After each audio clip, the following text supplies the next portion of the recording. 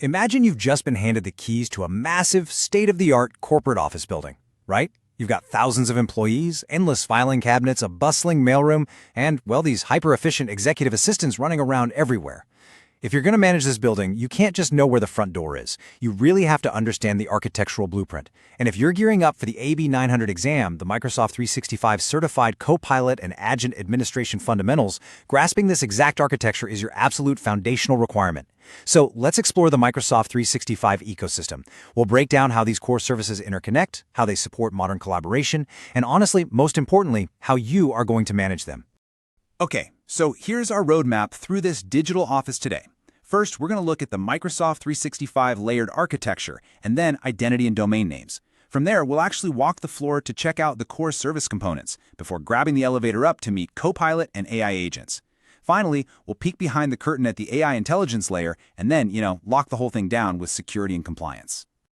Let's start with the structural blueprint of the Microsoft Cloud environment. Think of this like constructing our corporate building from the ground up. You really need to understand how these concepts stack for your AB 900 exam. First up, at the very foundation, we have the identity layer.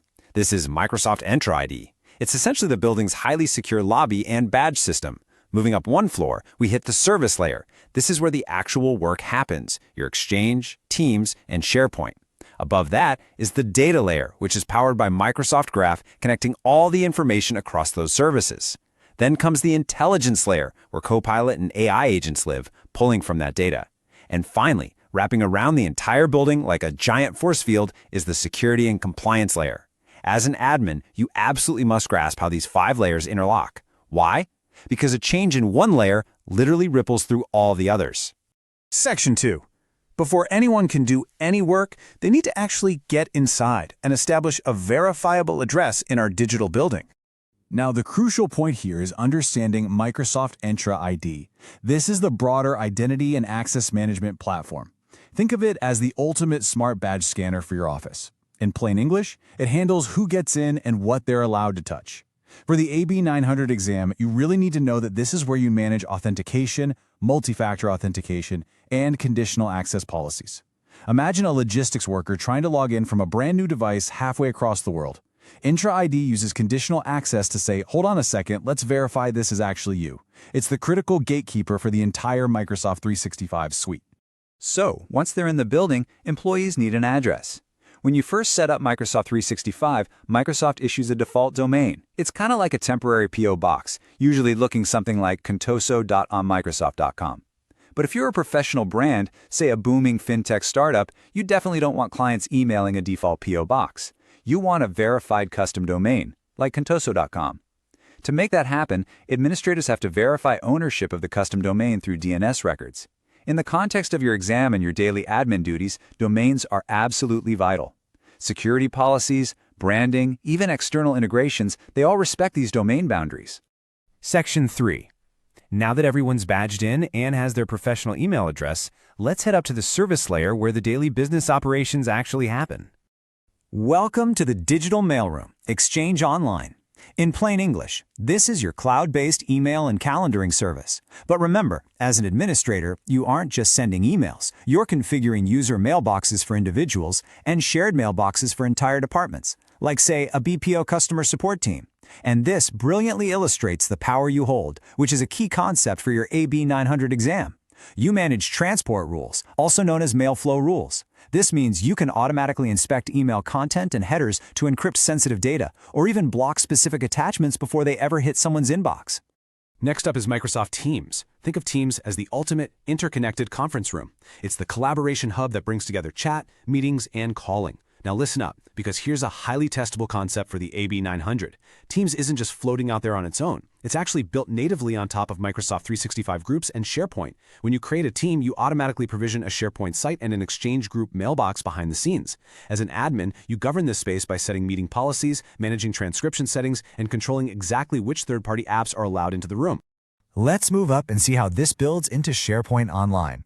If Teams is the conference room, SharePoint is the central corporate filing room and broadcast center. It's where organizations build their internal websites and manage documents. You need to carefully distinguish between 2 main types of sites for the exam. First, communication sites, which HR might use to broadcast new benefits info to the whole company.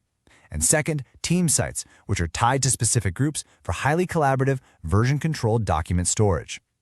If multiple people are co-authoring a really complex quarterly report, SharePoint document libraries make sure they aren't accidentally overwriting each other's work. While SharePoint is for the team, OneDrive is the employee's personal lockable desk drawer. Each user gets a massive 1 terabyte of personal cloud storage. For an administrator, the magic keyword here is KFM, or Known Folder Move.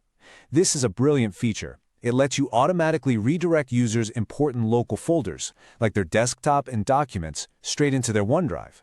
So, if a user drops their laptop in a coffee shop, no panic. Their data is already synchronized, backed up to the cloud, and protected by Microsoft 365 security features. So, we have our mailroom, our conference room, our filing system, and our personal drawers. But here is the big question for modern IT administration. How do all these separate, isolated services actually talk to your artificial intelligence? Section 4.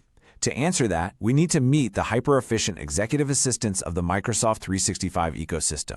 Copilot and AI agents are fundamentally designed to understand user intent.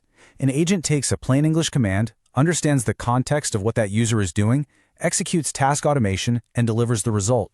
Now, Copilot can draft documents, summarize meetings, generate reports, you name it. But it goes way beyond just Copilot. You can have specialized agents for different departments. And through extensibility, using Microsoft Copilot Studio, organizations can build custom agents that tie directly into specific business processes.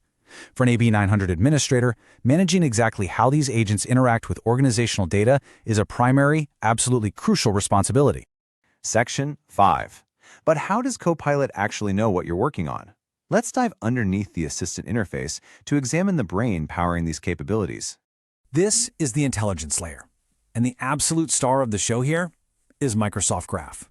Think of Microsoft Graph as the central nervous system of your digital building. It connects the signals from across emails, chats, documents, and meetings. When a user asks Copilot a question, that intent flows through Microsoft Graph to access data and return a personalized contextual output. But, and this is a massive point for administrators, Graph strictly honors role-based access. Copilot can only surface information through Graph that the user already has permission to see. No exceptions. Section 6, which brings us perfectly to our final stop. We need to visit the security vault to see how this entire ecosystem, especially the AI, is heavily guarded. Meet your Chief Compliance Officer, Microsoft Purview.